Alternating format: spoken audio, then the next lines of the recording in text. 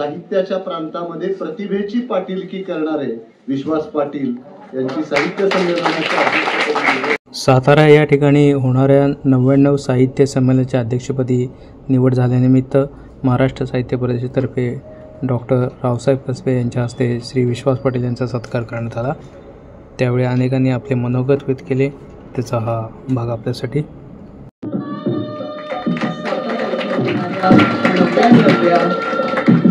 अखिल भारतीय मराठी साहित्य संमेलनाचे अध्यक्ष विश्वास पाटील यांचा हा पहिलाच सत्कार महाराष्ट्र साहित्य परिषदेच्या वतीने। आणि यानंतर प्राध्यापक मिलिंद जोशी सरांना विनंती करते की त्यांनी कार्यक्रमाचं प्रास्ताविक करावं।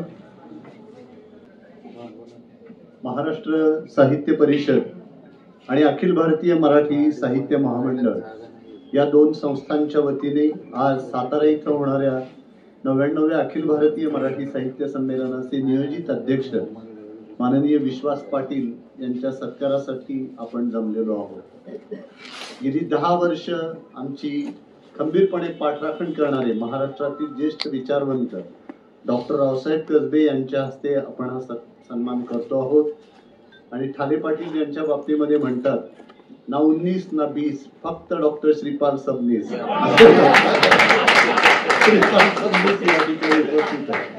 एक सुंदर योग आज घडून आलेला आहे।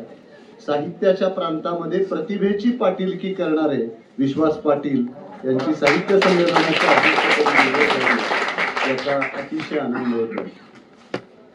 मराठीमध्ये खूप कमी कादंबरीकार असे आहेत की जे आपल्या साहित्य कृतींमुळे ओळखले जातात। याच्यामध्ये मृत्युंजयकार शिवाजी सावंत आहेत, स्वामीकार रणजित देसाई आहेत, पुसलाकार भालचंद्र नेमाडे आहेत आणि पानिपतकार विश्वास पाटील आहेत। हा भाग्ययोग फार कमी लोकांच्या वाट्याला येतो, तो त्यांच्या वाट्याला आलेला आहे। इतिहास आणि वर्तमान अशा दोन्ही काळांना स्पर्श करणारी त्यांची लेखणी आहे। खरं तर समकालीन जीवनाची रूप साहित्यातून मांडण्याचं काम तुलनेने सोपं असतं, पण जो काळ लेखकांनी पाहिलेला नाही, वाचकांनी पाहिलेला नाही, जो काळ लेखकांनी अनुभवलेला नाही, वाचकांनी अनुभवलेला नाही, जो इतिहासाच्या पानापानामध्ये धुक्याचे अनेक पदर लपेटून उभा आहे, तो विश्वसनीयरित्या वाचकांच्या समोर उभं करण्यासाठी एक अव्वल दर्जाची प्रतिभा लागते। ती प्रतिभा असलेले लेखक म्हणून आपल्याला विश्वास पाटील यांचा उल्लेख करावा लागेल। म्हणजे जिथे संघर्ष आहे, नाट्य आहे आणि उपेक्षा आहे, अशा व्यक्तिमत्वांच्या विषयी त्यांना कायम आकर्षण वाटत आलेलं आहे। आणि त्यामुळं त्यांनी या सगळ्या महापुरुषांच्या मर्यादांचा आणि सामर्थ्यांचा वेध त्यांच्या कादंबऱ्यांमधून घेतला। ते असे उथळ पाण्यामध्ये रमणारे लेखक नाहीत, त्यांना अथांग अमर्याद अशा सागराची ओढ आहे। आणि आजकाल कादंबरी म्हणजे सुद्धा 150 शब्दांच्या पर्यंत 150 पृष्ठांच्या पर्यंत आलेली आहे, पण 600-700 पृष्ठांच्या महाकादंबऱ्या लिहिणारे शिवाजी सावंतांच्या नंतरचे कादंबरीकार म्हणून आपल्याला विश्वास पाटील यांचा आवर्जून उल्लेख केला पाहिजे। आणि त्यांना साहित्य अकादमी पुरस्काराने सन्मानित करण्यात आलं। मगाशीच आम्ही राजहंसच्या कार्यालयामध्ये जमलो होतो, तेव्हा माझगावकरांनी एक आठवण सांगितली की पानिपत ही कादंबरी इतकी गाजली, आता तिची 50वी आवृत्ती येते। आणि लेखक 65-66 वर्षाचा असताना कादंबरीची 50वी आवृत्ती येते। तर ही कादंबरी ज्यावेळेला प्रकाशित झाली त्यावेळेला माझगावकर असं म्हणाले, पानिपतच्या विषयीचा एक हळवा कोपरा आपल्या सगळ्यांच्या मनामध्ये आहे। म्हणजे बखरकारांनी तसं वर्णन, जैसे भडभुंजे लाह्या भासतात की विद्युल्लता पात होतो, तैसा एकच धडाका झाला असं केलेलं आहे। तर माझगावकर ती कादंबरी पाहिल्यानंतर म्हणाले की पानिपतामध्ये मराठी हारले, पण लिहून पाटील तुम्ही जिंकलाय। हे सामर्थ्य ज्यांच्याकडे आहे असे विश्वास पाटील आहे। आणि त्यामुळं त्यांचं वाङ्मयीन कर्तृत्व समोर ठेवून अखिल भारतीय मराठी साहित्य महामंडळाने त्यांची एकमताने निवड केलेली आहे। एका गोष्टीचा आवर्जून उल्लेख करतो की माध्यमांमध्ये त्याविषयीचा गैरसमज निर्माण झाला। सर्व घटक संस्थांनी 3-3 नावं पाठवलेली होती, त्यामध्ये एक विश्वास पाटलांचं होतं। आणि ज्या संलग्न आणि समाविष्ट संस्थांना एक नाव देण्याची अनुमती होती, त्या सर्वांनी विश्वास पाटलांचं नाव पाठवलेलं होतं। म्हणजे सर्व घटक संस्थांमधून आणि सर्व संलग्न आणि समाविष्ट संस्थांमधून त्यांचं नाव आलं, इतर लेखकांची नावं आली नाहीत, असा जो काही एक भ्रम माध्यमांच्या मध्ये निर्माण झाला, तशी अजिबात परिस्थिती नाही। आज आम्ही खरं या सगळ्या गोष्टी सांगायचं टाळतो. याचं कारण असं की ज्यांची नावं आली आणि निवड झाली त्यांच्याविषयी समाजामध्ये एक प्रकारचं नैराश्याचं वातावरण निर्माण होतं आणि त्यांच्याही मनामध्ये एक प्रकारचा आकस निर्माण होतो. हे टाळण्यासाठी ज्यांची नावं आली त्यांची नावं आपण आजवर सांगत नव्हतो. पण माध्यमांमधून असं एक चित्र निर्माण झालं की केवळ विश्वास पाटील यांचंच नाव सर्व संस्थांनी पाठवलं. तर अनेक मान्यवर लेखक होते, त्यामध्ये आह साळुंखे होते, बाबा भांड होते, ऋषिकेश कांबळे होते, बाळ फोंडके होते, अशी अनेक मान्यवर मंडळी ही त्याच्यामध्ये होती. आणि या सर्वांच्या मध्ये प्रथम क्रमांकाची पसंती ही विश्वास पाटील यांना मिळाली. आजवर जे संमेलनाध्यक्ष निवडले गेले तर महामंडळामध्ये सुद्धा मतमतांतर झाली आणि कदाचित मतदानही झालं असेल आणि त्यातून अध्यक्ष निवडले गेले असतील, पण एक मताने निवडले गेलेले अध्यक्ष म्हणून विश्वास पाटील यांचा आवर्जून उल्लेख केला पाहिजे. हा खुलासा आज मला आवर्जून करावासा वाटला.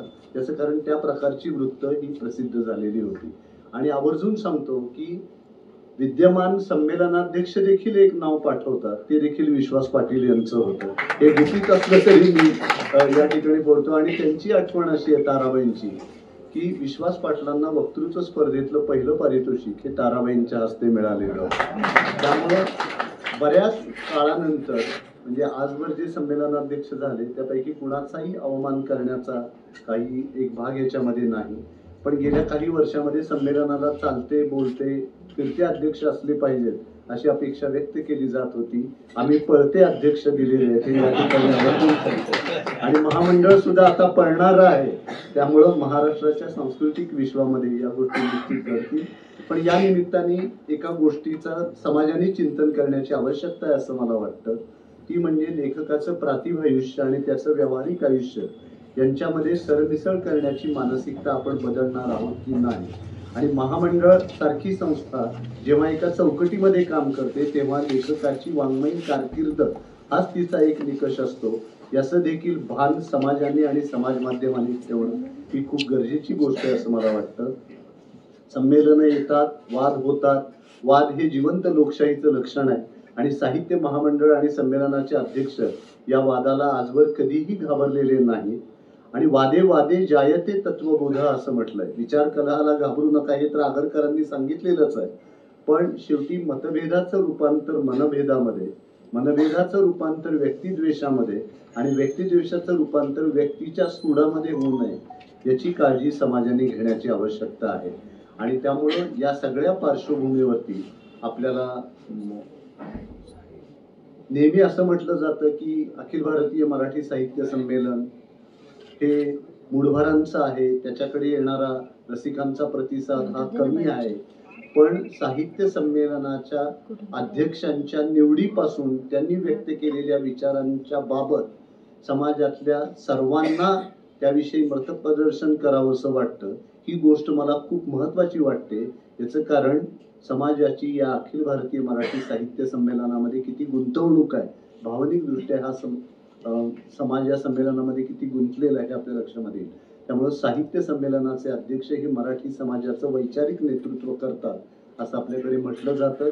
मी विश्वासरावांना या निमित्ताने एक गोष्ट सांगणार आहे की शेवटी संमेलनं येतात, सत्कार होतात, वाद होतात, ते शमतात, पण दीर्घकाळ टिकून राहतं ते अध्यक्षीय भाषण. तेव्हा त्यांनी 8 दिवस असं कुठंतरी जावं, अगदी पानिपतावर गेले तरी चालते, तिथे जावं आणि एकूण समाज व्यवहाराची झाडाझडती घ्यावी. आणि त्यांचं साताऱ्यातलं अध्यक्षीय भाषण हे दीर्घकाळ सगळ्याच्या स्मरणामध्ये राहील याची मला खात्री आहे. पण त्या दृष्टीनं त्यांनी स्वतःला वेळ आणि एकांत मिळेल या दृष्टीनं प्रयत्न करावेत अशी अपेक्षा मी या निमित्ताने व्यक्त करतो. आणि साताऱ्याचं जे साहित्य संमेलन आहे त्याचं एक वेगळेपण आपल्याला दिसणार आहे. ते म्हणजे हे संमेलन अधिक साहित्याभिमुख आणि लोकाभिमुख करण्यासाठी आम्ही अधिकाधिक प्रयत्न करतो आहोत. आणि बऱ्याच वर्षांनी संमेलनाला बेस्ट सेलर लेखक अध्यक्ष म्हणून मिळालेले आहेत, ही सुद्धा एक चांगली गोष्ट आहे. लोकप्रियता हा कुठल्याही साहित्य कृतीचा श्रेष्ठतेचा निकष असू शकत नाही, पण एकीकडे कसदार लेखनही केलेलं आहे आणि तेवढीच लोकप्रियताही मिळालेली आहे. तर त्यामुळे असा एक दुर्मिळ योग विश्वास पाटलांच्या निमित्ताने आलेला आहे. तर मी त्यांना साहित्य संमेलनासाठी मनपूर्वक शुभेच्छा देतो आणि आपण सर्वांनी या संमेलनाला जरूर यावं असं निमंत्रण देतो. आणि आज छान योग आलाय की या व्यासपीठावरती साहित्य संमेलनाच्या अध्यक्षांचा पहिला सत्कार हा साहित्य परिषदेतर्फे केला जातो आणि मग ते सगळे जाहीर सत्कार स्वीकारतात. त्यामुळं काल आम्ही बातमी पाठवल्यानंतर माध्यमातूनही फोन आले की लगेच सत्कार कसा काय ठेवला. त्याचं कारण हे की त्यांना इतकी मागणी आली की आम्हालाही ते फोन यायला लागले. आणि मुख्य म्हणजे रावसाहेब कसबे ज्यांनी आता वयाची 80 वर्ष पार केलेली, ते पुणे आणि परिसरातच होते. त्यांनी असं सांगितलं की मिलिंद, हा जर लवकरात लवकर ठेवता आला आज उद्यामध्ये तर मला पुन्हा नाशिकवरून यावं लागणार नाही. ही सगळी सोय बघून आपण या सत्काराचं आयोजन केलेलं आहे. आपण इतका भरभरून प्रतिसाद या सत्कार सोहळ्याला दिला त्याविषयीचा आनंद व्यक्त करतो आणि माझे 2 शब्द सांगतो.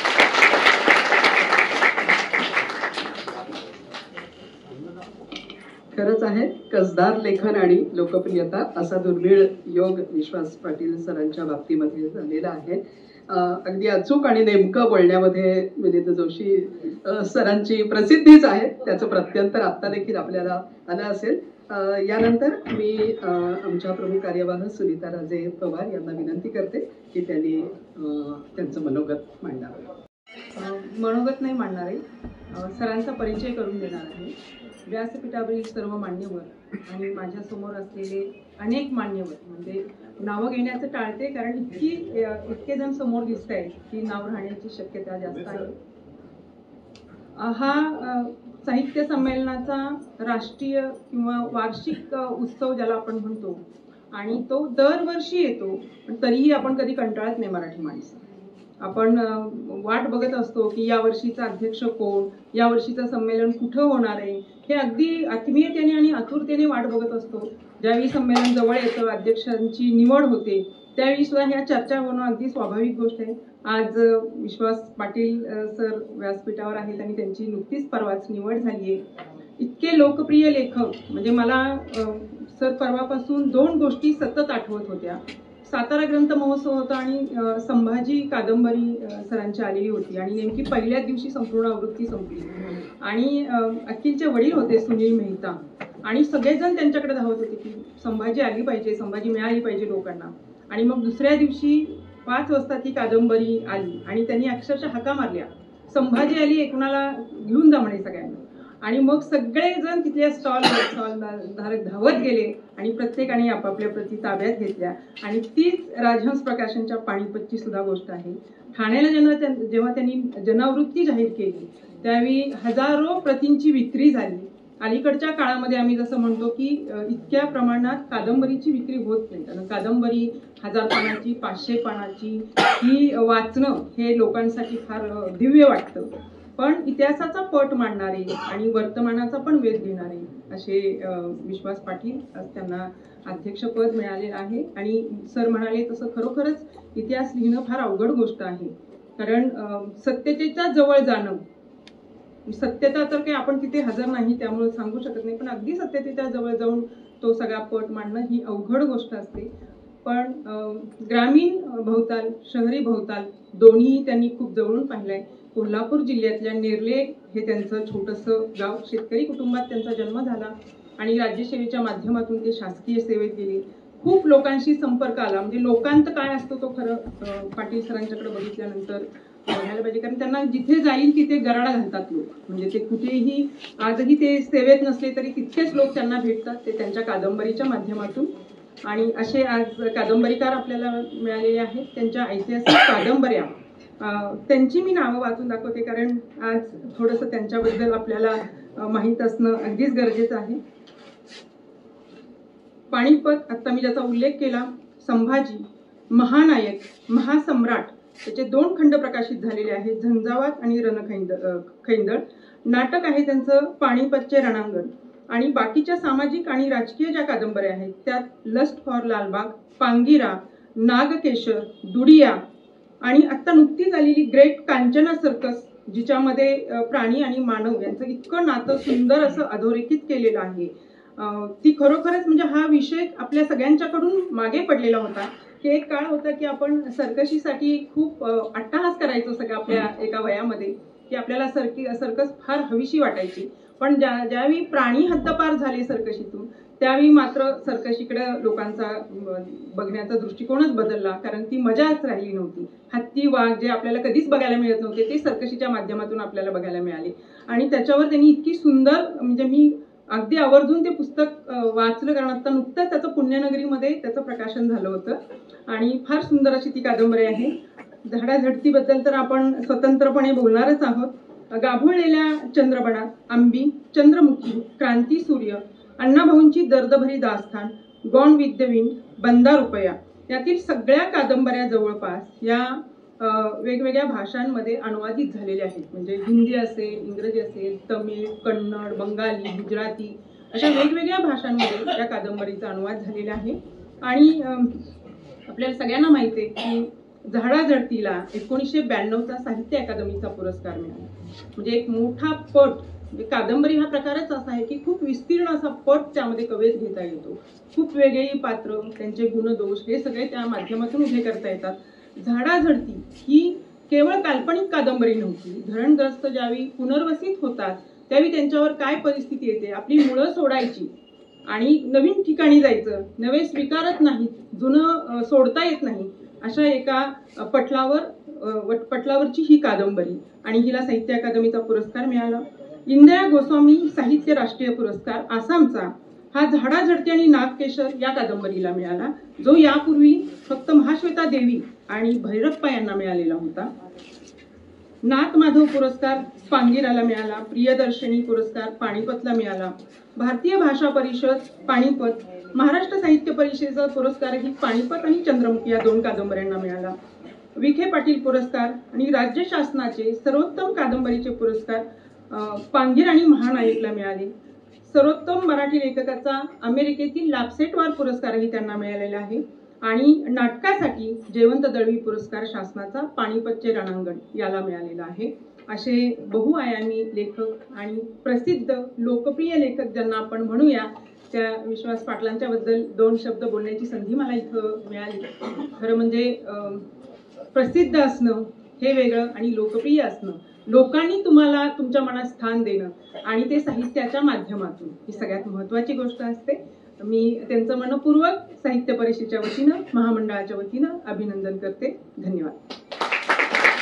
मी आदरणीय विश्वास पाटील सरांना त्यांच्या मनामध्ये आता कोणत्या भावना आहेत त्या व्यक्त करण्याची विनंती करते. विश्वास पाटील टाळ्यांच्या गजरामध्ये त्यांना आपण इथे पाचारण करूया.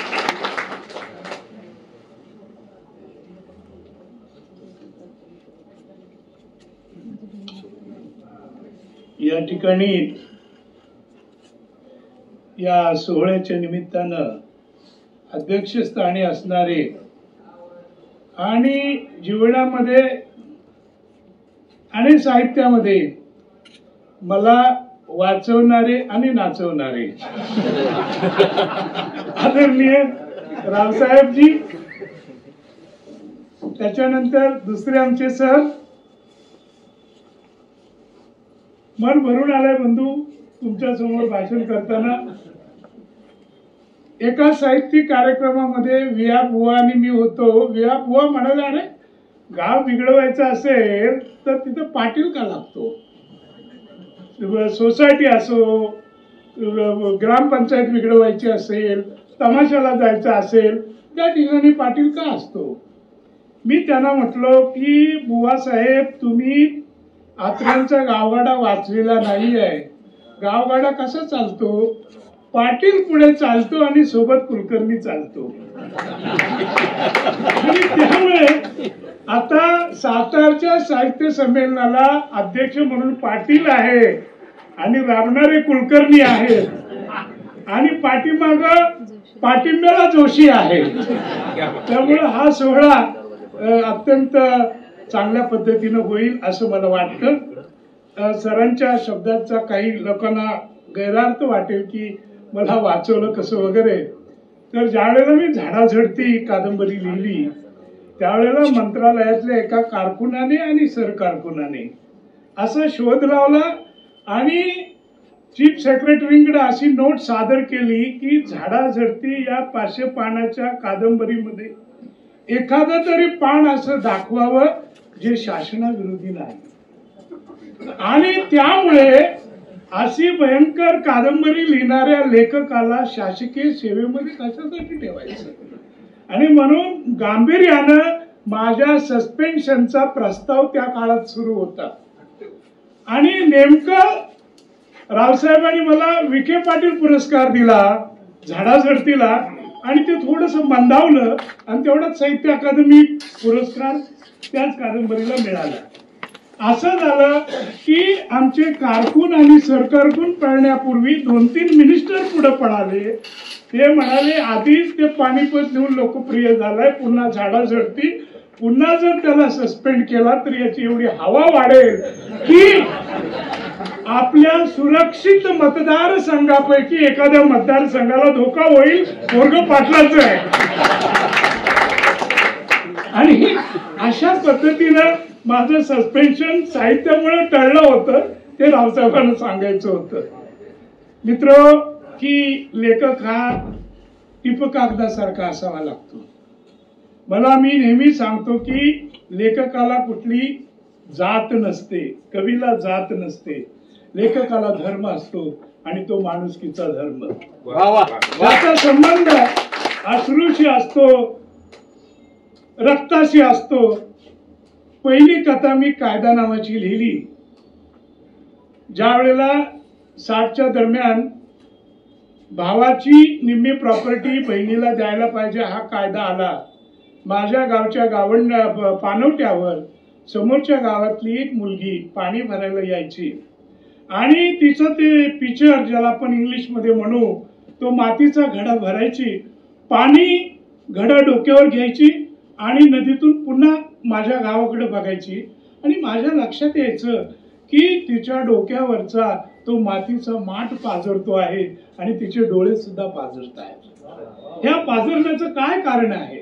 आणि मग मला माझ्या वडिलांनी सांगितलं की बाळ, हिच्या भावानं, हिच्या नवऱ्यानं तिच्या वडिलांची प्रॉपर्टी अर्धी मागून घेतलेली आहे आणि तिचं माहेर तुटलेलं आहे.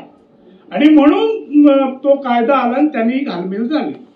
मी आत्ता 10वीला होतो खेड्यामध्ये. आज सुद्धा माझं गाव 1700 लोक वस्तीचं आहे. गावातला जवळपास मॅट्रिक होणारा मी पहिला असेल. त्यावेळेला पुण्याचं तरुण भारत हे मोठं दैनिक होतं. 75ची गोष्ट सांगतो. महाराष्ट्रीय स्तरावरची कथा स्पर्धा होती. मोठं पारितोषिक होतं, 200 रुपये पहिलं पारितोषिक. आणि मग मी लिहिली कथा लिहिल्यानंतर ती जोडायला टाचणी नव्हती. मग आईकडून वाकड शिवायची ती मी सुई आणि दोरा मागून घेतला, त्याला टाका मारून मी पुण्याला पाठवली कथा. आणि त्या कथा स्पर्धेचे परीक्षक होते राभा कुलकर्णी आणि आनंदी गोपाळकार श्रींच जोशी. आणि मला 100 रुपयाचं पारितोषिक मिळालं त्या काळात, ज्या काळात कोल्हापूरहून मुंबईला एसटीचं तिकीट 12.5 रुपये होतं. त्या काळात ते मला एवढं मोठं पारितोषिक मिळालं. मी हाफ चड्डीमध्ये इथे आलो. एसटी उशिरा आली ती. असंच सभागृह इथे लक्ष्मी रोडला होतं आणि आईने चटणी भाकरी दिलेली आणि ते तेल त्या पिशवीतून, कापडी पिशवीतून गळत होतं. आज कोण मला सोडेना. मी दाखवलं की मला पारितोषिक मिळालेलं आहे. ही माझ्या साहित्याची सुरुवात. मी ज्यावेळेला FY ला होतो त्यावेळेला मी पहिली कादंबरी लिहिली आणि नवलेखक अनुदान योजनेमध्ये ती प्रकाशित झाली. तिचं नाव आंबी. खेड्यापाड्यामध्ये मुली आपण लग्नाचा बस्ता बांधायला किंवा लग्न ठरवायला जातो. एक लग्न ठरवायला आम्ही गेलो, मुलगी पसंत पडली, सगळं झालं. साखरपा एकमेकाच्या मुखामध्ये साखर टाकली, आनंद व्यक्त केला. आणि तेवढ्या 13-14 वर्षाची ती मुलगी आपल्या आतून स्वयंपाकघरातून धावत बाहेर आली, जिथे पंचमंडळी बसली होती. आणि तिने वडिलांना विचारलं, अहो बाबा, आपल्या घरातला शेतातला शेतकाम करणारा बैल म्हातारा झालेला आहे आणि तो म्हातारा बैलाऐवजी चांगला बैल मिळावा म्हणून गेली 8 महिने तुम्ही 30-40 वेळा आठवडे बाजाराला जाऊन आला, कारण बैल तुम्हाला चांगला पाहिजे. त्यासाठी तुम्ही 8 महिने घालवले आणि जावई मात्र अर्ध्या मिनिटामध्ये कसं काय पसंत केलं. आणि तिथे मला ही कादंबरीचा शोध लागला आणि ती मी आंबी लिहिली. नवलेखक होतो. भाषणाला परवानगी, मी नाव छापलेलं असायचं. ऐन वेळेला कार्यक्रम वाटलं की जावा परत. आणि मी असाच नाराज होऊन घरी आलेलो होतो. वडिलांनी बघितलं. वडील माझे 6.5 फूट उंच होते, ऐतिहासिकच दिसणारे. त्यांनी ओळखलं की मला संधी मिळालेली नाही कथाकथनाची.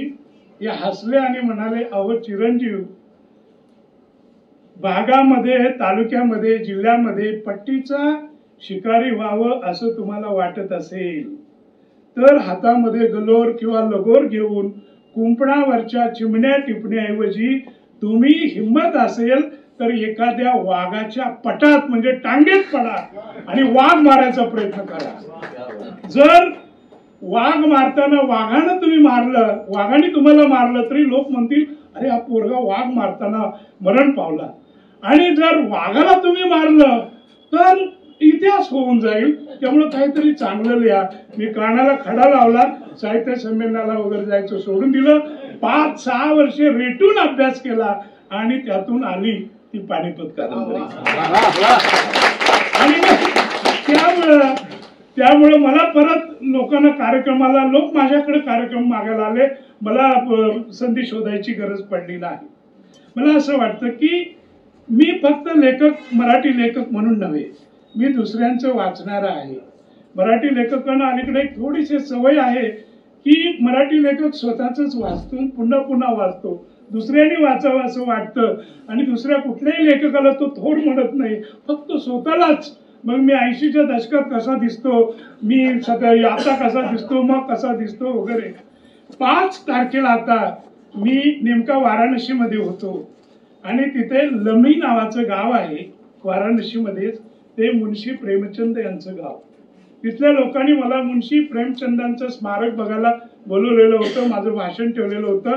आणि आपल्याला माहिती आहे 1936 साली मुन्शी प्रेमचंदांचं शेवटचं वर्ष 2 उत्तम कलाकृती लिहिल्या. एक गोदान सारखी कादंबरी आणि कफन नावाची कथा. कफन नावाची कथा ही जागतिक दर्जावरची एक श्रेष्ठ कथा समजली जाते. कारण घरामध्ये प्रेत पडला असताना त्या प्रेताच्या नावानं त्या मृत पत्नीचा नवरा आणि तिचा सासरा कपणासाठी पैसे मागतात आणि ते दारूवर उडवतात. अशी ती कथा आहे. सुंदर कथा आहे. पण मी त्यांना आठवण करून दिली की मित्र हो, तुमची जी कथा आहे ही विहिरीच्या काठापर्यंत थांबते. पण माझ्या भूमीमध्ये अण्णाभाऊ साठे नावाचा एक महान साहित्यिक असं होऊन गेला की याच विषयावर त्यांनी लिहिलेली कथा अशी आहे की माणूस मेल्यावर त्याच्या मुखामध्ये सोनं ठेवलं जातं आणि स्मशानातलं सोनं नावाची कथा त्यांनी लिहिली. आणि भीमू नावाचा आमचा वारणेच्या खोऱ्यातला, त्याला तो शोध लागला आणि त्याचा तो व्यवसाय बनला मुंबईमध्ये की प्रेत असेल तर प्रेताचा शोध घ्या वगैरे वगैरे. काही प्रेत त्यावेळेला जाळली जात, काही पुरली जात. आणि एका पुरलेल्या प्रेताच्या जबड्यामध्ये, मारवाडी होतं ते प्रेत, सोनं नक्की असेल म्हणून तो हात घालतो आणि मग ती बचाडी काय ती अडकते आणि त्याचा हात बाहेर निघत नाही. त्याच वेळेला कोल्ही येतात आणि कोल्ह्यांनाही ते प्रेत हवं असतं. म्हणजे एका बाजूला माणूस हिंस्र झालेला आहे, दुसऱ्या बाजूला कोल्ही तर हिंस्र आहेत. हे जे वेगळं काही आहे अशी ही अण्णाभाऊंची दास्तान मोठ्या पद्धतीनं मांडण्याचा मी प्रयत्न केला. मराठीमध्ये खूप उत्तम लेखक आहेत. स्त्रीचं जीवन स्त्रीला कळणार नाही एवढं आमच्या अरविंद गोखल्यांनी कितीतरी सुंदर सुंदर कथा लिहिलेल्या आहेत. आणि हे सगळं टिपण्याचा मी प्रयत्न केला. पानिपत असेल, महानायक असेल, आता नुसतीच लस्ट फॉर लालबाग नावाची मध्ये मी कादंबरी लिहिलेली होती. तर जे जे उत्तम असेल त्या उत्तमाकडे धावायची माझी सवय आहे. पण बऱ्याच वेळेला त्याच्यामध्ये गडबडी होतात. पानिपत ज्या वेळेला माझगावकरांनी काढली त्यावेळेला ती प्रेसमध्ये रायकरांच्या असताना तिथूनच तिची पब्लिसिटी सुरू झाली. म्हणजे एखादी स्वयंपाकी सुगरण अन्न का शिजवायला बसली की गल्लीमध्ये त्या स्वयंपाकाचा सुगंध सुटतो. तसं तेव्हापासून त्या कादंबरीला वाचकांनी स्वीकारलेली आहे. जवळजवळ 60-70 पुरस्कार मला मिळाले. मला गर्वाचा फुगा झाला. मी काही ठिकाणी सांगितलंय की माझ्या मनामध्ये गर्वाचा फुगा फुगत गेला. कारण शेतू माधवराव पगडीपासून सगळ्यांनी माझं कौतुक केलं 40 पुरस्कार त्या काळात मिळाले आणि मी खूप मोठा झालो असं उगाच वाटत गेलं आणि माझ्या मनातला हा फुगा फुगत फुगत फुगत गेला आणि नेमका सातारच्या न्यू इंग्लिश स्कूलमध्ये इयत्ता 5वी मध्ये शिकणाऱ्या मुलीनं त्याला टाचणी लावली आणि फोडून टाकलं. आता मी काय लिहिलं होतं की पानिपतावर भाऊसाहेबांची पत्नी हत्तीवरून गेली, बसून अंबारीमध्ये पार्वतीबाई जातात, त्यांच्या हातामध्ये ढाली तलवारी होत्या. हा पारशी वाङ्मयातून सत्य वाङ्मयातून मला मिळालेला संदर्भ होता. आणि शिबिरामध्ये भाऊसाहेब विचारतात की पुण्याला असताना तुमच्या हातात फुलाची परडी असायची आणि आता अळूबाई गुळूबाई हा नाद तुम्हाला अळूबाई गुळूबाई तुम्ही होता आणि इथं तुम्हाला ढाली तलवारीचा नाद कसा लागला. त्यावेळेला भाऊसाहेबांच्या केसातून लाडानं बोटं फिरवत पार्वतीबाई म्हणतात की अहो आगीशी संसार करायचा तर धगीची सवय करून घ्यायला नको का. हे सुंदर वाक्य मी लिहून गेलो होतो आणि तिथंच फसलो होतो. ती सातारची कन्यका मला विचारते की पाटील साहेब 200-250 वर्षापूर्वी पुण्याच्या पेशव्यांच्या घरात बहुतांशी सर्व पुरुषांचा चकचकीत गोटा असायचा डोईचा आणि असं असेल तर तुमची पार्वतीबाई भाऊसाहेबांच्या केसातून लाडानं कशी काय. आता आली का पंचायत काय उत्तर द्यायचं. माझी अवस्था खिंडीत सापडल्यासारखी झाली. मी तिला कळवलं की बालके तुझी शंका बरोबर आहे, माझं लेखनही बरोबर आहे. त्यावेळेला डोईचा तुळतुळीत गोटा असायचा होता पण त्यावेळेला प्रत्येक पुरुषाची एक शेंडी असायची आणि ती शेंडी नारळाच्या शेंडीसारखी एवढीची नसायची तर तिचा घेर चांगला वितभर असायचा. त्यामुळे डोईच्या केसातून नसे ना का शेंडीच्या केसातून असं म्हणून मी सुटका करून घेतली. या दाखल्याचा अर्थ हाच आहे की मराठी वाचक एवढे जागरूक आहेत की एका केसा एवढी सुद्धा चूक त्यांच्या नजरेतून सुटू शकत नाही आणि त्यामुळे अशा लोकांच्या पुढं आपण साहित्य लिहायचं. कसं पाहिलं तर मला अनेक अलीकडच्या काळामध्ये प्रसंगांना तोंड द्यावं लागलं. राजहंस प्रकाशनच माझी लस्ट फॉर लालबाग कादंबरी लिहिली म्हणजे छापली. मला अनेकांनी सांगितलं होतं की नोकरीत आहात तोपर्यंत तुम्ही ही कादंबरी प्रकाशित करू नका पण स्वभाव धाडसी त्यामुळे आम्ही केली आणि त्याच्यामध्ये मुंबईतल्या गिरणीच्या विक्र्यांचा वगैरे वगैरे प्रश्न मी मांडलेला होता. त्याच्यातून साहित्यबाह्य कारणं निर्माण झाली, तिच्यावर टीका केली पण आता ती मल्याळीमध्ये आली, बंगालीमध्ये आली, अनेक भाषांमध्ये आलेली आहे. तर लेखकांना टीकेची वगैरे पर्वा न करता जे स्वतःच्या मनाला पटेल स्वतःच्या मनाला वाटेल. कारण तुम्हाला माहिती आहे आज आरक्षणाचा प्रश्न निर्माण झालेला आहे, भेडसावतो आहे पण आपण हे विसरता कामा नये की 2000 सालापर्यंत मुंबईमध्ये 64 गिरण्या होत्या. 64 गिरण्यामध्ये 2,80,000 गिरणी कामगार होते आणि यांच्यावर अलाइड बिझनेस मध्ये असलेली 8 लाख लोक 8 लाख कुटुंब जगत होती. ती कोकणाची होती, घाटावरची होती, ती सर्व जाती धर्माची होती. ती कुठे गेली. आणि असे प्रश्न ज्या वेळेला पडतात त्यावेळेला लेखकांनी त्याचं उत्तर द्यायचं असतं. कधी मला छत्तीसगडमध्ये नेमलं, तिथं नक्षलाईटची कहाणी मी बघितली की तिथल्या मुलींना एकतर पोलीसमध्ये भरती व्हावं लागतं किंवा मग नक्षलाईट म्हणून हातामध्ये बंदूक घेऊन अरण्यामध्ये वावरावं लागतं. ती कहाणी मी या मध्ये लिहिली. आपल्या दुडिया नावाची कादंबरी. नुकतीच मी ग्रेट कांचना सर्कस नावाची कादंबरी लिहिली. म्हणजे लेखकाला कुठे कसा शोध लागेल काही सांगता येणार नाही.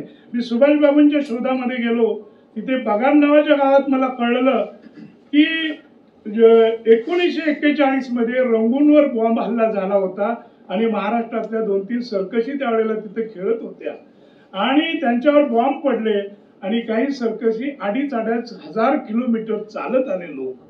म्हणजे भारतीय लोक 8 लाख लोक चालत यायला निघाले होते आणि जवळजवळ 2200-2400 किलोमीटर ते चालले. त्यातले 80,000 मरण पावले. त्यातली एक जिंदा उदाहरण द्यायचं झालं तर हेलन नावाची जी नटी आहे ती 4 वर्षाची होती. तिचा तांदळाचा व्यापार होता मग एक कादंबरीकार म्हणून मी मुद्दाम त्या ब्रह्मदेशाच्या जंगलामध्ये पुन्हा जाऊन आलो, आसामकडून पण जाऊन आलो, अनेक वेळेला रिस्क घेतली. पण रिस्क घेतल्याशिवाय मला असं वाटतं की उत्तम लेखन हे घरामध्ये बसून होत नाही, जनामध्ये लोकांनी वावरलं पाहिजे. आणि जी आमच्या मित्रांनी डॉक्टर साहेबांनी गोष्ट सांगितली की मी उभ्याने लिहितो, ते थोडस अर्धसत्य ठरेल. कारण खुर्चीवर बसून बसून कंटाळा आला की मग मी टेबलावर उंच टेबलाचा वापर करतो, कारण ते पुन्हा पुन्हा लिहावं लागतं. मला म्हणजे या निमित्तानं अध्यक्षपद स्वीकारलंय म्हणून मी तरुण पिढीला या निमित्तानं सांगेन की writing is not writing in reality. म्हणजे न्यूयॉर्क फिल्म इन्स्टिट्यूटमध्ये स्क्रीन प्ले शिकवताना सांगितलं जातं, writing is not real writing but rewriting is a best writing. तुम्ही पुन्हा पुन्हा लिहिलं पाहिजे. आणि मी माझ्यावर तुम्ही ही जी जबाबदारी दिलेली आहे ती जबाबदारी मी चांगल्या पद्धतीने सांभाळेन. कधीही मला साहित्य संमेलनाचा अध्यक्ष होण्यासाठी मी व्याकुळ होतो असं नाही. आता काही लोक युट्यूब वगैरे करतात, शाखेर यांना अध्यक्ष व्हायचं होतं. अरे तुम्हाला माहिती आहे का, डॉक्टर सतीश देसाई आता इथे होते.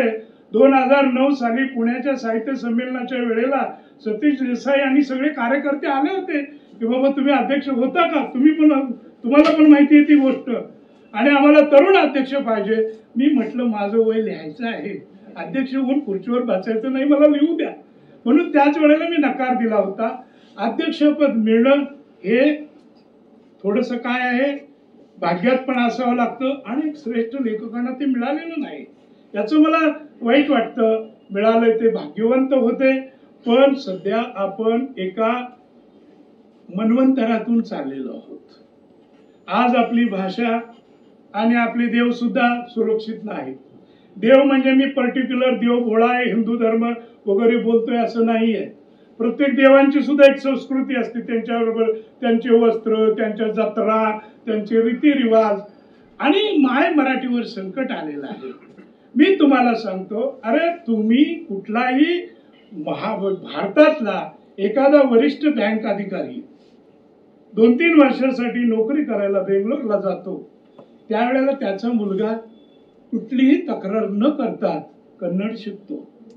एखादा मोठा रेल्वे अधिकारी तमिळनाडूला नेमला, तिथे तो तमिळ शिकतो.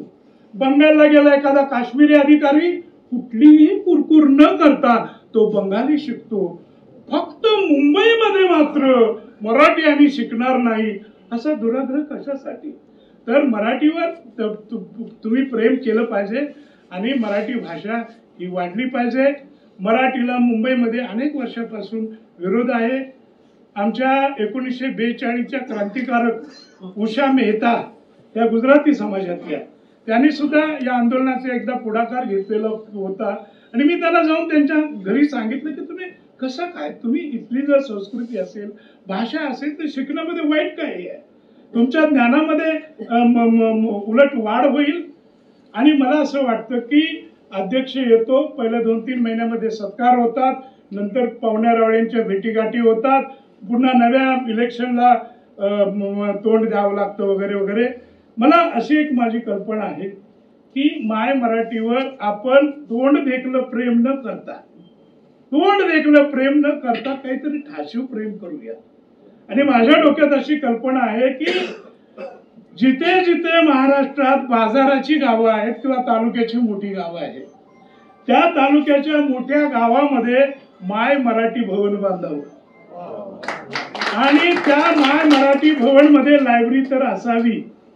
गावातले लोक फक्त नाना नानी या गार्डन मध्ये न जाता त्यांनी तिथे त्या माय मराठी भवन मध्ये यावं आणि गावातली मराठीची अवस्था कशी आहे ती पाहावं. रेक्टर वगैरे न बनता खेळीमेळीमध्ये आपल्या जिल्हा परिषदेच्या शाळेत येणारा मराठी शिकवणारा शिक्षक येतात की नाही, त्यांच्याशी संपर्क साधावा. अशा पद्धतीने एक केंद्र व्हावं आणि त्याला फार पैसे लागत नाहीत. आता विश्वास पाटलांनी नोकरीमध्ये काय केलं, अरे मोठी यादी आहे किती कामं मी केलेली आहेत ते. त्यातलं एक काम तुम्हाला मी सहज सांगतो की 1993-94 मला नेमलं प्रांत अधिकारी म्हणून ठाण्याला, आणि आम्ही जाहीर केलं की मला असं वाटलं की तलाट्यानं बसायला जागा नव्हती, कुठंतरी ते बसायचे की लोक वर्गणीतून आपण त्याला चावडी बांधूया, आणि कलेक्टरना मी शब्द दिला की 25 चावड्या मी 4-5 महिन्यामध्ये तुम्हाला लोकवर्गणीतून बांधून दाखवतो. आणि ज्या वेळेला कलेक्टर कमिशनर आले 25 नव्हे आमच्या 75 चावड्या बांधून झालेल्या होत्या. आणि ते कसं केलं की वीटवाला असेल, विटावाल्याकडून विटा घेतल्या, सुताराकडून लाकूड घेतलं, म्हणजे कॅश अँड काइंड घेऊन आम्ही त्या कायमस्वरूपाच्या इमारती बांधल्या ज्या अजूनही टिकून आहेत. तर अशा पद्धतीनं कॅशच्या मागे न लागता कॅश अँड काइंड मधून एकत्र येऊन निदान तालुक्याच्या गावी, आणि आपण काय करतो की एकच पुस्तकाचं गाव आणि दुनियाभर जाहिरात, त्याच्याऐवजी प्रत्येक तालुक्यात एक पुस्तकाचं गाव होऊ द्या ना, आणि त्या दृष्टीनं आपण प्रयत्न करूया असं मला वाटतं. आणि याच्यामध्ये जी जुनी पिढी आहे ज्यांनी मोठ्या मोठ्या पदावर कामं केलेली आहेत, त्या खुर्चीवर आल्यावर त्यांना पण असं चुकल्यासारखं वाटतं, त्यांनाही माय मराठीची सेवा केल्याचा आनंद मिळेल. आणि सगळ्यात महत्वाची गोष्ट म्हणजे मित्रांनो, जो जागतिक दर्जावर अभ्यास झालेला आहे त्या अभ्यासानुसार असं सिद्ध झालेलं आहे की प्रत्येक मनुष्याचा 5 ते 6 तासाचा वेळ हा मोबाईलशी खेळण्यामध्ये जातो. तर आपल्या तरुण पिढीच्या हातातला किमान 2-2.5 तास मोबाईल काढून घेण्याची वेळ आलेली आहे. आणि मोबाईलमध्ये अडकलेल्या अशा वरवरच्या गोष्टीमध्ये अडकलेल्या तरुण पिढीला पुन्हा साहित्याच्या प्रांगणामध्ये नेणं हे तुमच्या आमच्या पुढे आव्हान आहे. आणि म्हणून त्या दृष्टिकोनातून जरूर प्रयत्न व्हावेत एवढं मला वाटतं. मी तुमची रजा घेताना सांगेन की मग बाकी बऱ्याचशा काही गोष्टी आहेत ज्या मी याआधी स्पष्ट केलेल्या आहेत, अनेकदा त्या मांडल्या जातील. इव्हन तुमच्या नाशिकच्या साहित्य संमेलनात सुद्धा माझ्या काही नातेवाईकांनी पत्र दिलेलं होतं की यांची चौकशी करा. मला महामंडळाने विचारलं होतं, त्यावेळेला मी त्याने सांगितलं की भारतीय राज्यघटनेनुसार हे राज्य चालतं. कुणावर कुणाही आरोप केले तरी त्याला एक प्राथमिक नोटीस द्यावी लागते, नंतर इन्क्वायरी करतात. मला 8-10 वर्षात साधी प्राथमिक नोटीस सुद्धा मिळाली नाही. आता ज्यांनी एखाद्या दुसऱ्या वर्तमानपत्रात आरोपाचा फुगा निर्माण केला, फुगा त्यांनीच निर्माण केला होता. फुगा फुटल्यावर त्यात काय मिळणार आहे आणि काही नाही मिळालं म्हणून तेच पुन्हा गळा काढतात. हे सगळं दुष्टचक्र आहे. आणि मला माझ्या साहित्याशी मी प्रामाणिक आहे. जिथं मी काम केलं तिथं प्रामाणिकपणे काम केलं. या पुढच्या काळात सुद्धा मी प्रामाणिकपणे साहित्याची सेवा करेन याची मला खात्री आहे.